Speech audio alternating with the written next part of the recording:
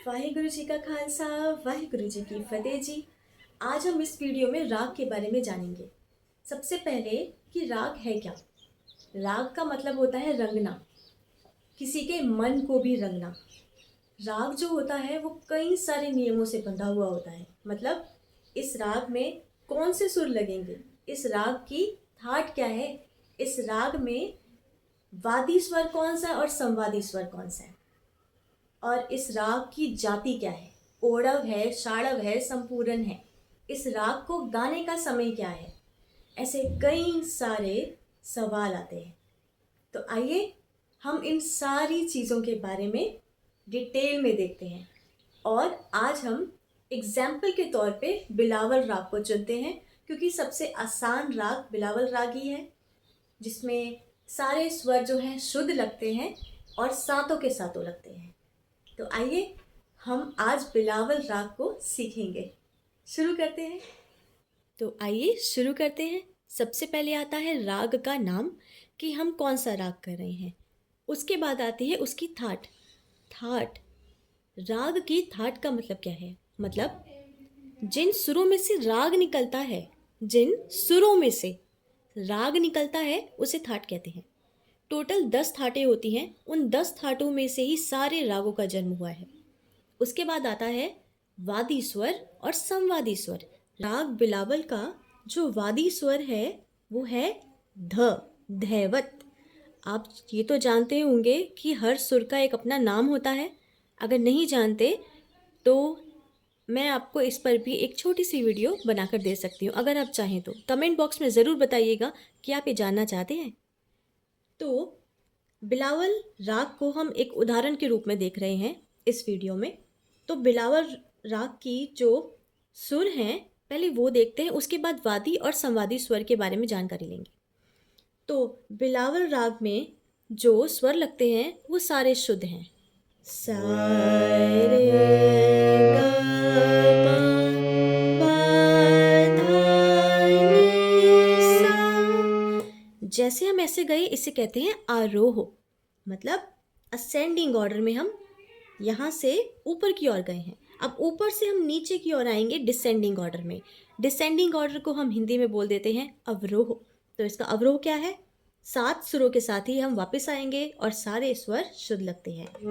सा नी धा पा मा गा रे सा। ये हो गया बिलावल राग का अवरोह, आरोह और अवरोह। अब हम बात करते हैं बिलावल राग के वादी स्वर की। वादी स्वर का मतलब होता है जो इस राग का मुख्य स्वर है, मेन स्वर है, जो बार बार इसमें इस्तेमाल होगा। वो है बिलावल राग का ध, धैवत। इस सुर का नाम है ध, धैवत। तो ध का उपयोग बहुत बार होगा। तो बहुत मुख्य स्वर है तो उसको हम कहते हैं। इस राग का वादी स्वर कौन सा है, इस राग का वादी स्वर ध है। और संवादी स्वर क्या है, संवादी स्वर जो मुख्य तो है पर उससे वादी स्वर से थोड़ा कम मुख्य है। वो भी ज़्यादा बजेगा पर वादी स्वर से थोड़ा सा कम, इसीलिए उसे संवादी स्वर कहते हैं। तो बिलावल राग का संवादी स्वर है गंधार, ग, गंधार। ठीक है जी। बिलावल राग का वादी स्वर हो गया ध, धैवत, और संवादी स्वर हो गया ग, गंधार। वादी स्वर मतलब मुख्य स्वर जो इस राग का मुख्य स्वर है। संवादी स्वर मतलब जो इस राग का मुख्य स्वर तो है पर मुख्य स्वर वादी से थोड़ा सा कम है। ठीक है जी।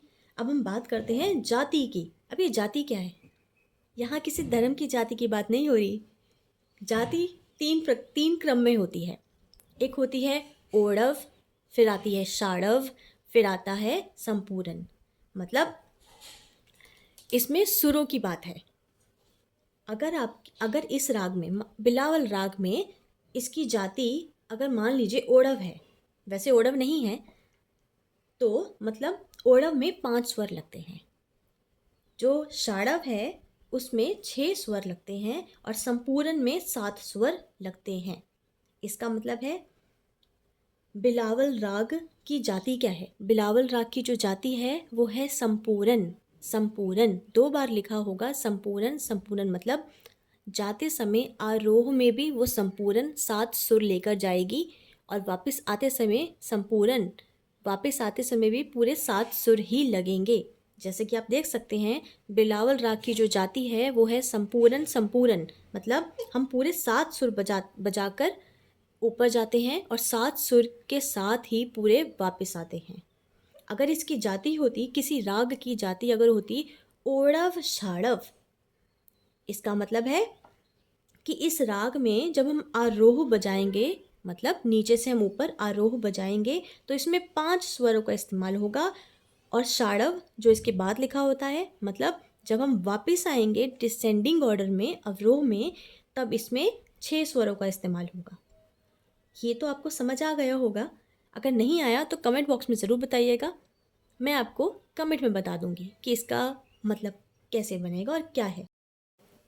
तो इसके बाद हम बात करते हैं राग के गाने का समय। हर राग को गाने का एक पहर होता है, एक समय होता है कि ये राग इस समय में ज़्यादा इफ़ेक्टिव है, ज़्यादा अच्छे से प्रभाव डालता है आपकी मानसिक स्थिति पे। जी हाँ, आपने सही सुना। हर राग अपना एक प्रभाव छोड़ता है हमारी मानसिकता पर। जैसे कि उदाहरण के तौर पे बता रही हूँ, मान लीजिए हमारा सिर बहुत दुख रहा है, तो इसमें हम कौन सा राग सुनेंगे?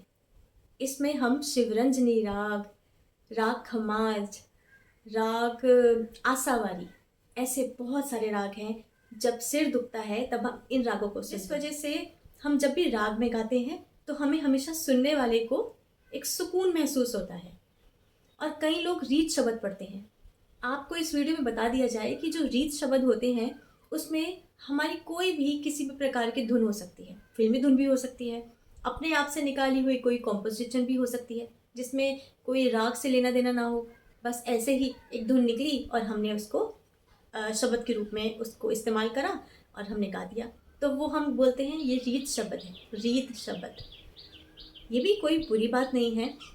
और अमृत कीर्तन में हम ये भी पढ़ते हैं कि श्री गुरु अमरदास जी दे बचन है, राग बिलावल बिछी, बिलावल तब ही कीजिए जामुख होवे नाम, राग नाद शब्द सुहणे जा लागे सहज ध्यान।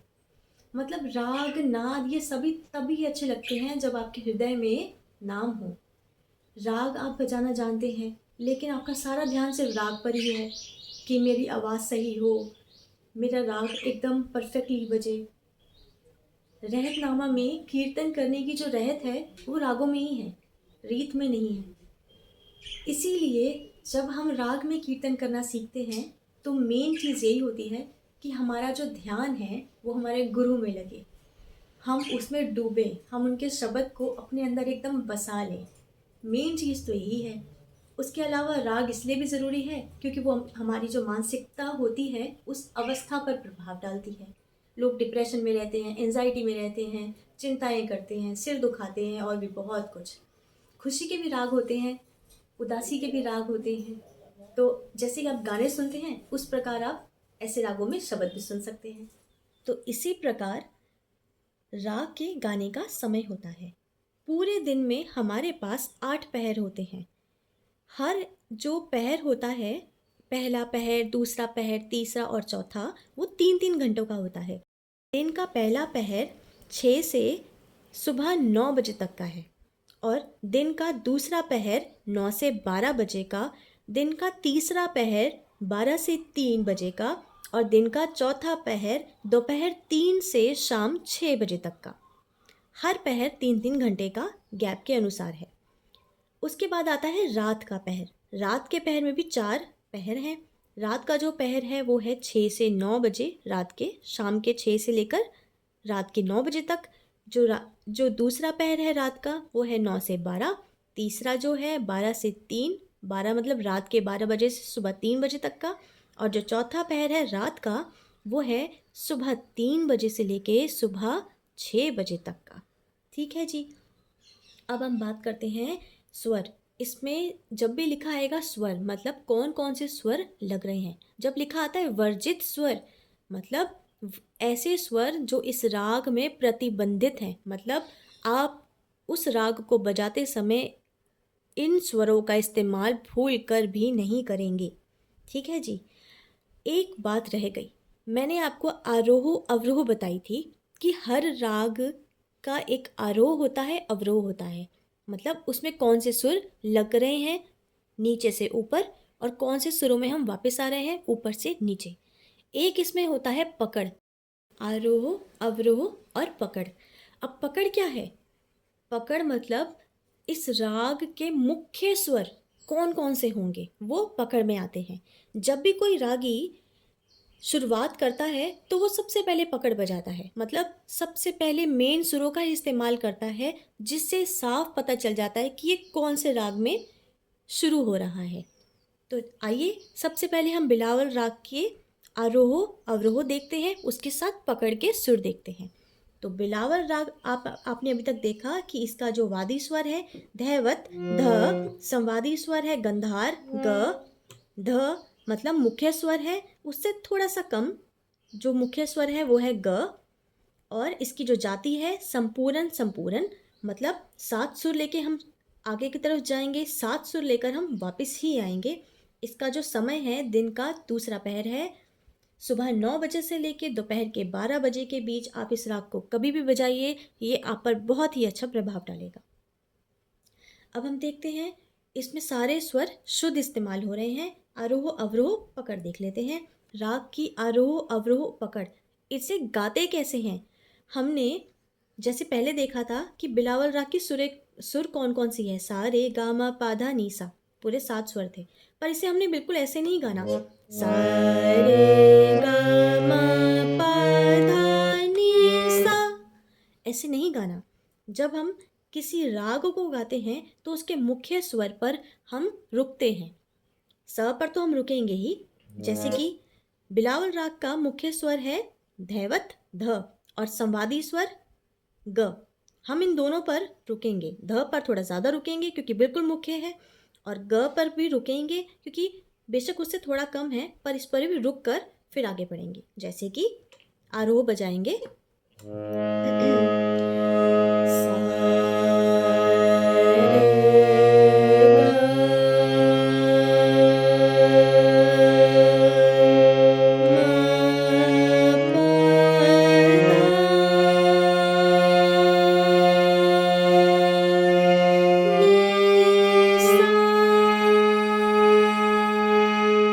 अवरोह सा नी धा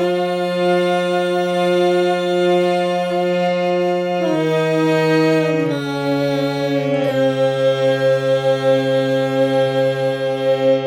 ग रे सा। अब हम देखेंगे इसकी पकड़। पकड़ में सारे इस राग के मुख्य स्वर ही बजेंगे। 2 स्वर थे मुख्य खास, ध और ग, तो उसके आसपास के स्वर को लेकर ही पकड़ बनती है। ग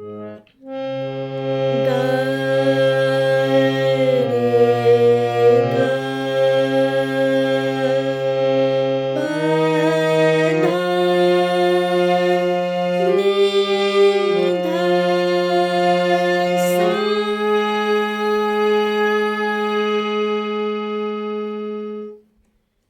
तो जैसे कि आपने देखा, ये था बिलावल राग का आरोह अवरोह और पकड़। ठीक है जी। आप जैसे देखते हैं, हम कहते हैं ना ये जो शब्द है इस रागी की कॉम्पोजिशन है, मतलब ये ट्यून है जिसमें उन्होंने निकाला। इसी प्रकार मैंने भी एक निकाला। बिलावल राग सा रे गामा पाधा निसा सारे शुद्ध स्वर हैं।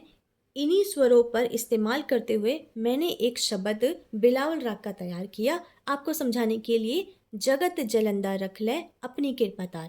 आइए उसका उदाहरण देखते हैं। जगत जलंदा रख ले, जगत जलंदा रख ले, अपनी कृपा तार,